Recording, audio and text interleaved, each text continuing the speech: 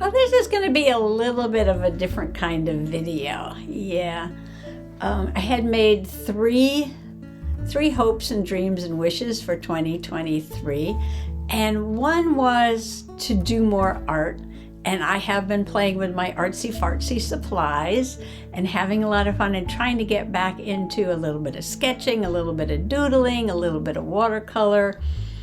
Get out my gel plate, maybe I'll do some mixed media and just play more with my art supplies. And the second thing was to do more nature journaling, and I started a study of the rocks. So I've been walking up and down the lane here. We live on a dirt road, which they don't put real gravel. Gravel is graded by a size, and usually when you order gravel, all the pieces that, look at the cat here, all the pieces that come in are approximately around that size. And they use like a sandy, dirty, rocks of all different sizes kind of fill. It's just like a fill they put on top of the road. So anyway, I've been picking up rocks, and I've got about 12 different kinds of rocks in a basket. There goes the cat here. About 12 different kinds of rocks in a basket behind me. And I was thinking of doing the Dirt Road Diary and doing a study of the rocks that are on the road out front. So they come from local quarries and stuff, but I'm finding them on the road out here, along with the regular nature journaling that I'm doing. I'm on the Garnet Trail in Connecticut right now. So I'm getting into that. This is the time of year you have to do the rocks before the snakes wake up in the spring. Yeah, you don't want to go looking around the rocks when the rattlesnakes are awake. So you got to do that while they're still asleep. Quick, get some rock hunting done. So those two things are, were on my mind for 2023. Then I came up with the idea that I wanted to try embossing, which was one of my wishes last year for 2022, something new in 22, which I didn't get to it. I did a lot of things last year, and that wasn't one of them. But with my Amazon gift card this year, I did go out and buy some things to do embossing. So that kind of got thrown in the mix. And then for my birthday, I treated myself to Ancestry for a few months. They had a half-price sale. Now, I've been working on WikiTree, working on my family tree on WikiTree. And I think I made some progress, but I still had a lot of questions. I started doing family tree years and years and years ago. My father said that my great aunt had done some work and I could never find that. And then a friend of mine, back when home computers were still kind of new, he had one of those family tree programs, and he printed out a family tree. And I don't know the source of that family tree, and I'm wondering if that was some of the work that my great aunt had done that somehow got into this system of family tree stuff. Don't know, probably never will. And then I found some things at a historical society. And then I didn't do anything for a long time, but I was working, and so I had some money, so I joined Ancestry.com. And on Ancestry.com, I did some work, and I made the assumption that the people on Ancestry.com knew what they were doing. They were genealogists. They studied family trees. And so I was just grabbing information from all different places and sticking it onto my family tree, thinking if it's on Ancestry, it must be correct. And no, that doesn't always work like that. Apparently, a lot of people were just copying and pasting from each other, and nobody was doing sources. And so there was a lot of wrong stuff. And so I kept hitting stone walls. I kept hitting rocks, right? I kept hitting brick walls, and looking for different things. And I have some things I printed out. I can share a little bit with you. And I gave up again. And then a few years back, I found out about WikiTree, which is free. So I jumped onto that. And I started putting my family tree into the wiki tree. Now their goal is to like connect everybody in the whole wide world. So they're always telling you people that you're connected to or people that are relatives. So it's two different things. If you're connected to somebody, it might be through marriage. And if it's a relative, then it's more bloodline descended. So there's two things going on there. I know this is a lot of information, but I have to chat this out to get this straight in my head to get going on this project. So thank you for coming along and listening to all this, and I'll get to the point in a few minutes.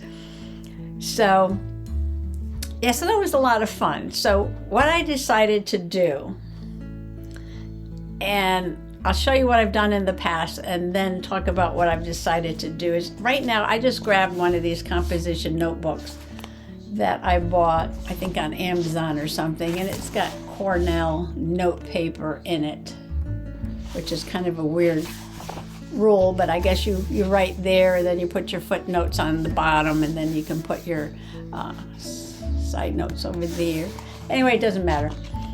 So I was thinking about starting sort of like a journal, because I'm interested in people's stories. Like when it comes to history, it's like, I can't remember all these dates. I can't remember, wars and generals and all this other stuff. Never interested me at all. But people's stories do interest me. So I'm going to show you what I have and then explain a little bit more about what I want to do. So this is what I'm going to be working in, and I want it to just be stories and notes, and I'll just paste some things in here that are relevant to what I'm researching, and then maybe someday I'll organize it better. But I just want this to be a fun notebook full of family stories. And I don't care about it not being organized. Now this is the one I started with. And I do have this, look, I have it in page protectors and not really any kind of order, but I have a bunch of things in here. So this was my very first intro to genealogy, and somebody printed this out years ago. So I don't know how much of this is right or has changed, but this is my father's family back to 1700, back to 1700s. I'm looking at the dates. Yeah, I think that's the oldest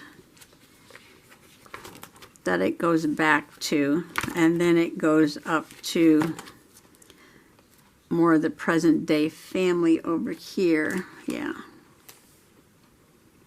1800s to early 1900s. So I don't see anything here older than that, older than the 1700s. So this was something to start with here. And then this was also printed out, and these are just individual informations about these people. They've all passed. So this is my grandfather and his parents and some of his brothers and sisters. Oh, and this is a relationship. So this goes back to, I think, this list here to tell how I'm related to each one of these people here. So that was interesting.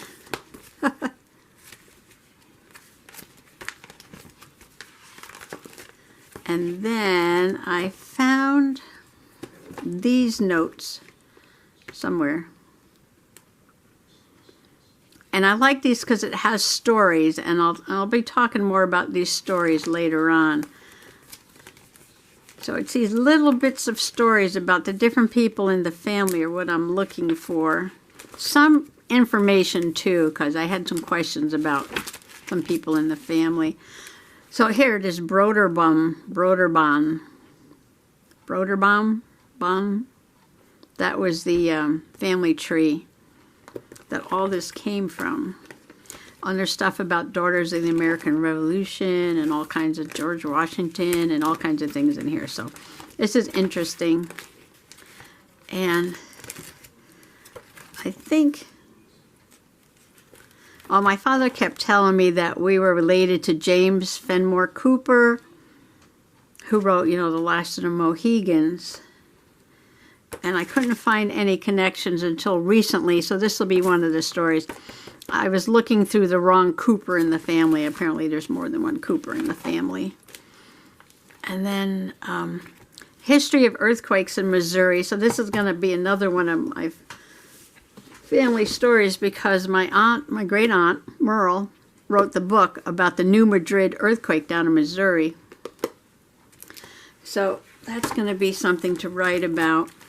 And then I have a piece of a meteorite that's a family story. Yeah, the meteorite from Paragould, Arkansas. There it is right there. And I actually went to see this meteorite in the Smithsonian down in Washington, D.C.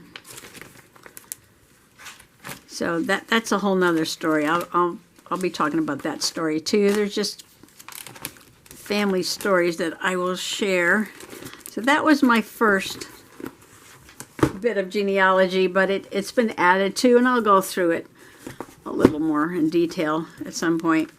So these are notes on the family. And so I have this, which is a copy of a handwritten family tree by my aunt. So I thought this was pretty interesting. She did this when she was in high school. Looks like I wrote on here. I don't know who all these people are, though. But this is her. And then I found some documents. So I'm working on Wikitree. So this is Wikitree, and I'm finding some stories on Wikitree about people in the family. So these are newer Wikitree stories. And I like these because, see, there's sources. And you can go to these sources and check on it. My Cantrell family. So there's actually some books that I can refer back to and actual records and things. So I printed some of this out from Wikitree, and that's just a bunch of people in the family. And see, I found some stories. I'm looking for the stories. And there's a book about part of my family there. And but there's a lot of controversy about some of the things that he wrote in this book. Now, people use this book to make up the family tree, and then other people are arguing that some of the things in the book are wrong because there's no proof.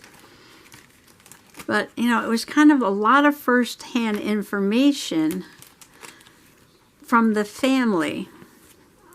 So, do you want to go with first-hand information from the family, which there's a good chance of that being correct, or the fact that there's no record of it? So, I don't know. I have to go through and reevaluate all this stuff in here. So, and this is just Tennessee. Oh, there's Adcox from Tennessee, part of the family, and the Cantrells, Tennessee, cousins. All right, so that was just some more work I had done. Then I stopped again. I'm good at starting and stopping. I do have this book that Bernie Powell wrote about my father and my grandfather. And you can't always go by the books because he wrote this book, and I know some information in this book is absolutely wrong. I'm sure the stories are all based on real stories, but some of the details are just not right. Some of the facts in the background, the stories are fine, but some of the background facts are just not correct. I know that for a fact. I know those facts for a fact. But anyway, so I can recount some of those stories. And then I have this book, which was written by my aunt, about Greene County, Arkansas, where the family lived.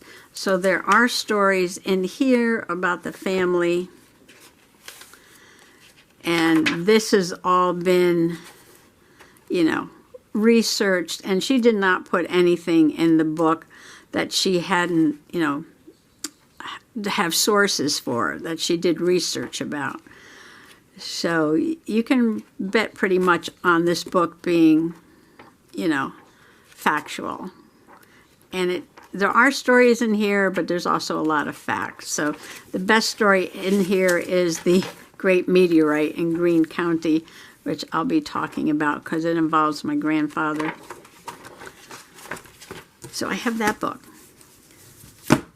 So the other day I jumped back into it, and the first thing that, well, there's a few things that popped up. And one of them was another book, which I went and I got. I know my sister didn't like the title, I said, but it means that the fellow this book is about, Richard. Yeah, his parents weren't married to each other. He was born out of wedlock, so that's what that is. Not that he was a bad guy, but that, yeah, he was born out of wedlock. And apparently had a very colorful life. Came over on the Mayflower. So I have ancestors from all over the place, from the Mayflower to Jamestown Colony to royalty in the UK. So I have a lot of stories I want to research. And what I'm doing right now is just prepping the notebook, getting it ready to take some notes in. I decided that I would glue 2 pages together and put some washi tape on the edge just to alter it a little bit. Since I'll be writing and gluing things down, I thought that might be a way to make the pages a little bit more sturdier. Lots of wrinkles, that's okay. I've only got a few pages done here. I don't know how long it takes me to do the whole book, but I might start working in the book before I get all of this part done. And all I am doing is putting a little bit of glue stick. And now this is just something we journalers do if we're going to be doing mixed media or some heavier work in a composition book. We tend to glue a few of the pages together just to make them, like I said, just to make them sturdier. And I just put glue on one side, press it down flat,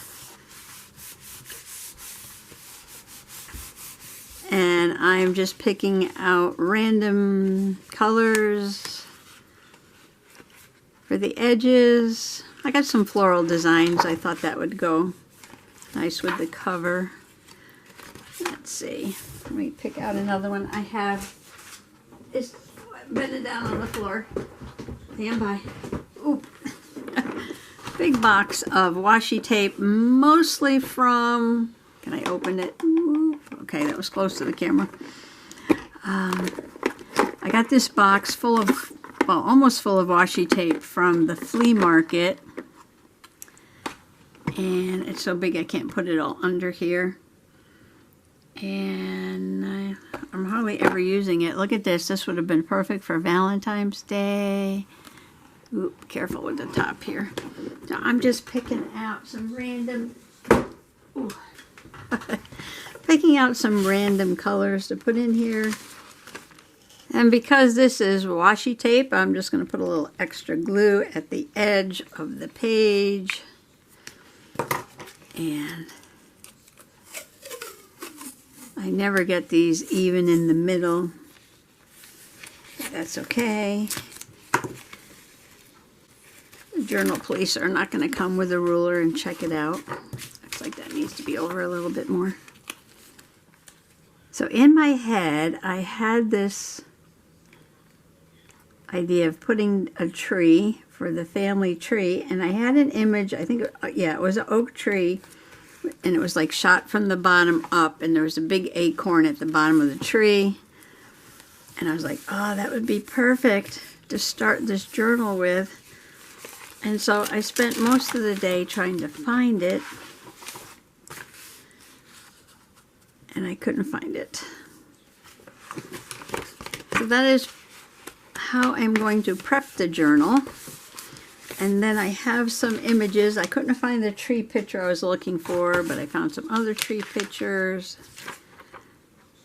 And I figured I can just use a bunch of different trees here and there, and families or people, real pictures, but I mean, just, real pictures of, the actual people in the family, but also just, some junky pictures. I like this one because they look like ancestors. This was gifted to me from a book about Abraham Lincoln. And I was thinking about cutting that out like that. And then putting a tree back there, if I find one big enough. And then putting the words family tree or something on that one. And I've got this image, which I could put on another page, I guess. Yeah, and then I want to start. So today I'm just, chatting and prepping and thinking about what I'm going to do. I'm just going to go ahead and do this, and then I will be back. The little bits all cut out. So this is the size that I need for the page. And I love this tree, but I think it's a little too short. I love these colors together, but that is not going to work at all. I might have to stick with this great big giant one. And just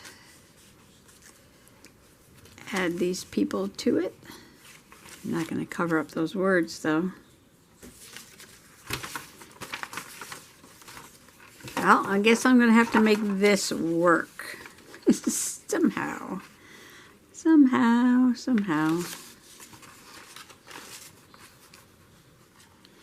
I know what I can do. I'll cut that there. And then I will use the bit I cut off to hide that bit right there. And then should put family tree there, but it looks like they're all looking over here. Maybe I should put something over here that they're looking at. Some kind of family tree sign. Okay. This has got to get cut. All right, I'm going to cut everything down to size, and I shall be right back. I know I have several projects started, and I will start a few more too. Because why not? It's all about having the fun. And I need to work on this while I have my Ancestry membership going. And I really want to work on the rocks because my rock journal, before all the plants start popping up.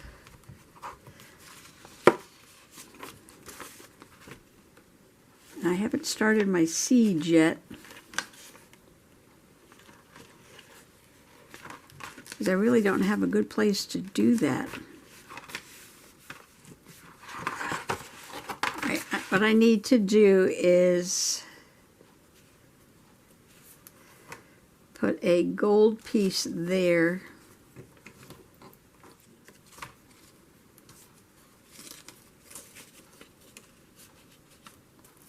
Like that. Right there.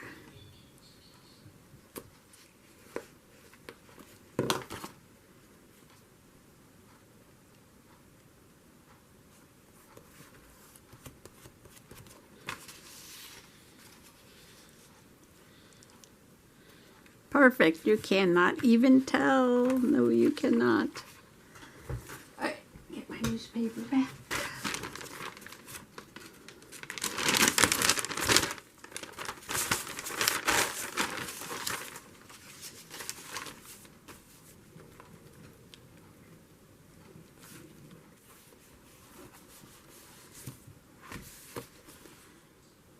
I have this scrapbook paper that looks like tree bark. It actually is tree bark. And I think I'll use that to cover the white page. And I was getting ideas. See, when I start something, then the idea comes. I can't wait for the ideas. I have to start. Because once I start, the ideas will come. So if I put family tree on this side, some kind of sign about family tree. How do I want this way or the other way?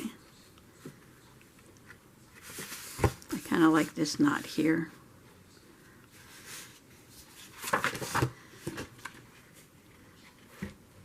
So I'm going to title this on this page, and then on this side, I might make some little stickers with some of the names of the branches of the family, like my father's side and my mother's side, and then add different family names as I go up the tree.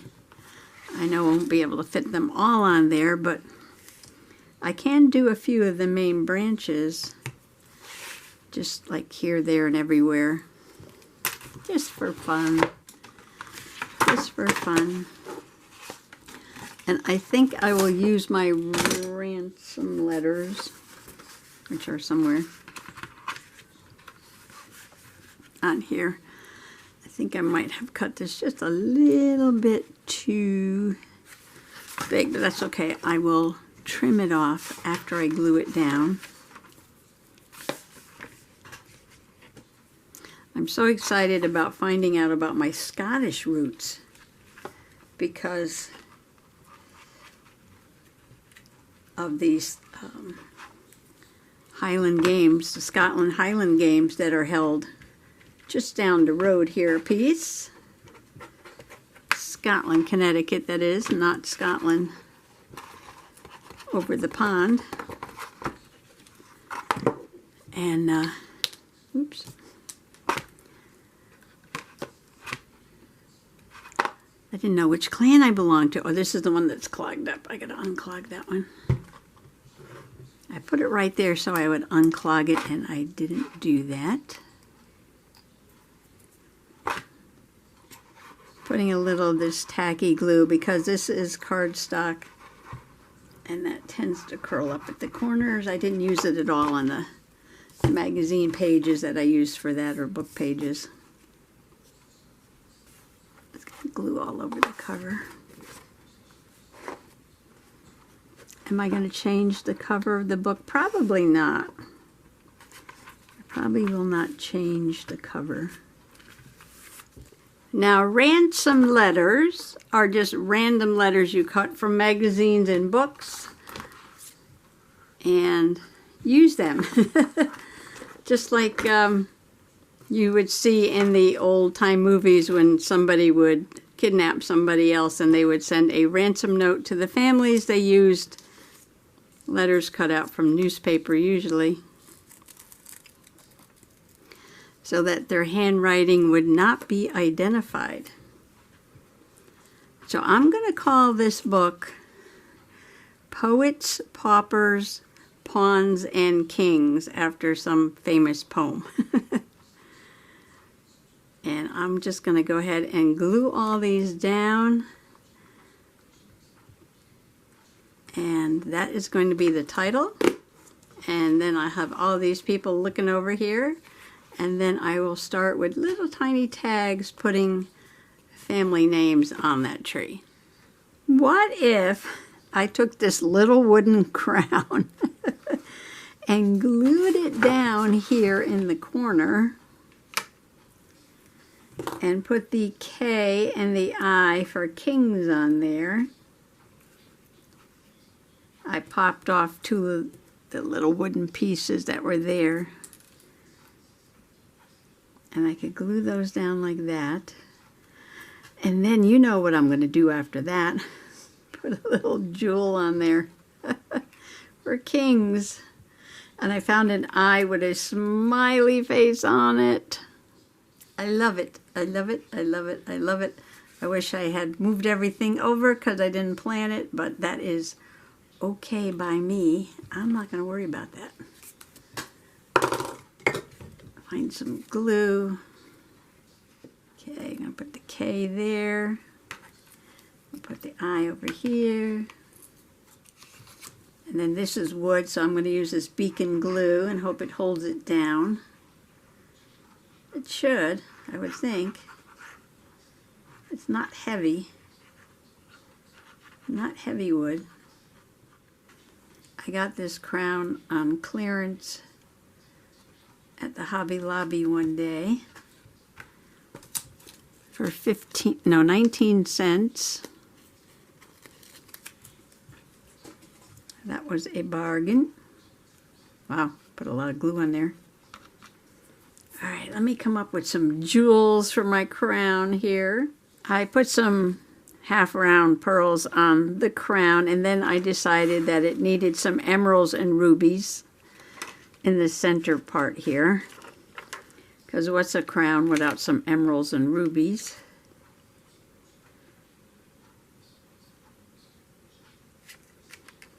You know, when I did my first nature journal, junk journal, I don't think that was a thing. So maybe I can start another new trend in family tree junk journaling. If you know somebody that does that, let me know in the comments below. Because I am just going to junk journal some family stories here. And thank you for coming along while I got this started. So I'm going to let this crown dry over here and see what I have. I think I have some labels or something where I can put names on the tree and then print out something to get this party started. So thanks for coming along today and happy junk journaling. Bye-bye.